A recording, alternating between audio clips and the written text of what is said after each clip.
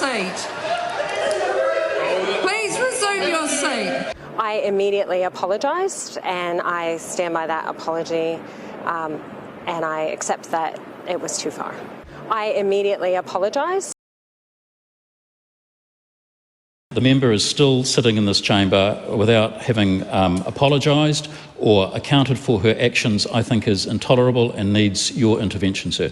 What I do want to say to all members of the House is that if any member believes at any point that anyone has breached standing orders or breached the privilege of the House, which is to speak freely, to speak in an environment where you're unintimidated by anybody else, and in an environment where your views are challenged only from the speaking position of the person who might like to challenge them. That is debate.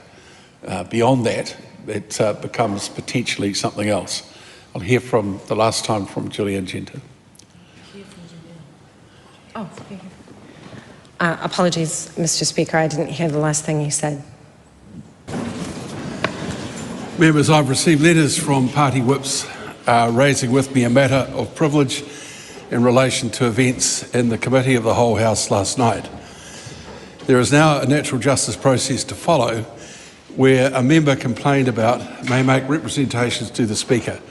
I expect to receive any such representations no later than midday on Monday. After that, I'll make my ruling. I find that a question of privilege does arise, and that question stands referred to the Privileges Committee.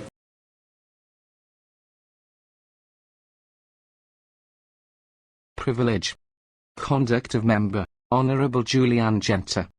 As notified to the House last Thursday, I have received letters from the Honourable Scott Simpson and Todd Stevenson raising a matter of privilege relating to the Julian Genter conduct towards Matt Ducey. The conduct complained of could amount to threatening or intimidating a member acting in the discharge of their duty, or threatening a member on account of their conduct in Parliament.